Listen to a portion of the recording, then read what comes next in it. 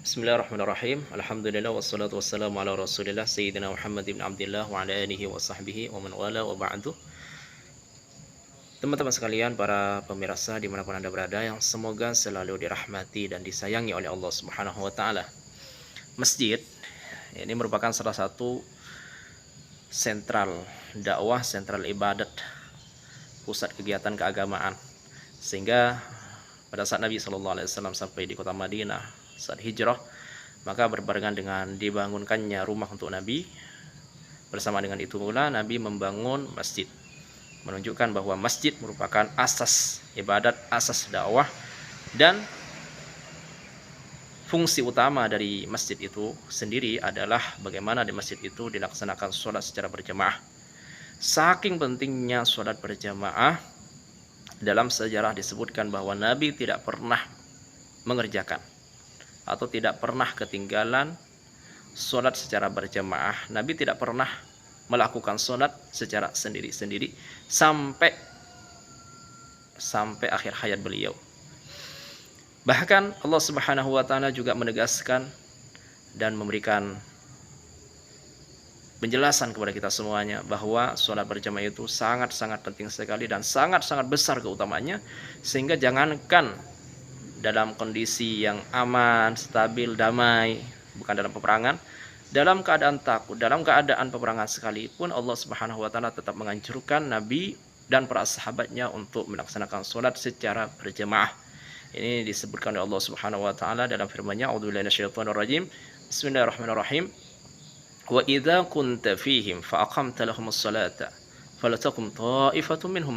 Wahai Muhammad, ketika engkau bersama dengan sahabat-sahabat kamu itu, kemudian engkau ingin mendirikan salat, maka hendaklah di antara mereka salat bersama kamu. Nah, ini menunjukkan bahwa betapa pentingnya serta sekaligus betapa besarnya pahala yang akan Allah Subhanahu wa taala berikan kepada mereka-mereka yang melaksanakan salat secara berjamaah. Sehingga dalam sebuah riwayat hadis Nabi SAW menyebutkan salatul jama'ati afdalu min salatil fard bi 27 darajah wa fi riwayatin bi 25 darajah. Salat berjamaah lebih utama daripada salat secara sendiri-sendiri selisih 27 derajat atau 27 kali salatan. Dalam satu riwayat dikatakan 25 derajat. Nah, ini antara dua hadis ini tidak ada kontradiksi, tidak ada pertentangan, karena hadis ini untuk mereka-mereka yang sholatnya lebih khusyuk, lebih khudu, maka pahalanya lebih besar, yaitu 27 derajat. Oleh karena itu teman-teman sekalian, kita usahakan setiap kita telah tiba waktu sholat, sholatlah secara berjamaah. Jangan sampai ketinggalan untuk tidak sholat secara berjamaah di masjid di awal waktu di mana adzan dikumandangkan secara berjamaah. Sunnah Nabi SAW, sholat dikerjakan, sholat yang wajib dikerjakan di awal waktu di masjid dan secara berjamaah.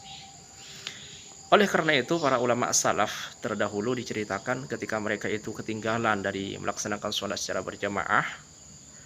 Nah, seperti misalkan datang ke masjid kemudian tiba-tiba sholat secara berjamaah telah selesai dikerjakan, maka mereka dianggap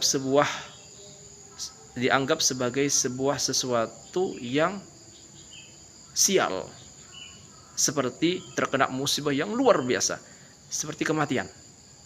Sehingga mereka sebagian antara satu dengan yang lain akan mentakziah, akan datang membesuk mereka yang tertinggal dari melaksanakan sholat secara berjamaah selama 7 hari.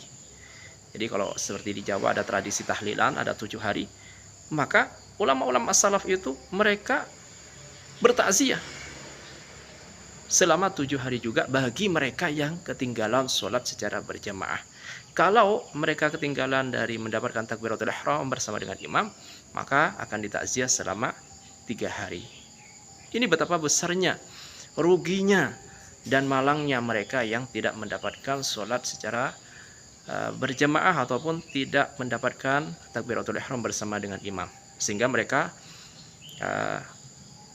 mengucapkan pada saat mereka mentakziah kepada mereka yang tidak mendapatkan sholat secara berjamaah, mereka akan mengatakan laisal musab man faraqal ahbab balil musab man hurimas thawab.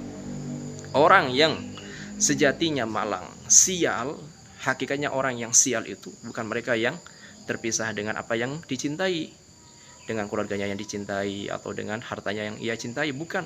Tapi sejatinya orang yang sial adalah orang yang tidak mendapatkan, terhalang dari mendapatkan pahala, termasuk mendapatkan pahala berjamaah dan pahala takbiratul ihram bersamaan dengan imam.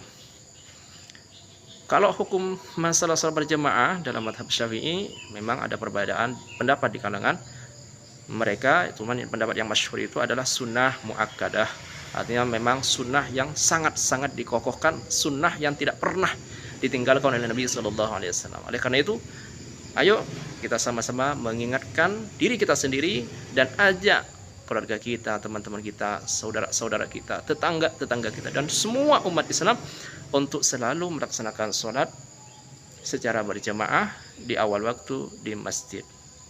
Demikian, semoga ada manfaat dan ada barokah yang kita dapat dan kita petik, dan semoga kita semuanya menjadi orang-orang yang istiqomah ibadah, istiqomah sholat berjamaah di masjid di awal waktu, dan mati dalam keadaan husnul khatimah.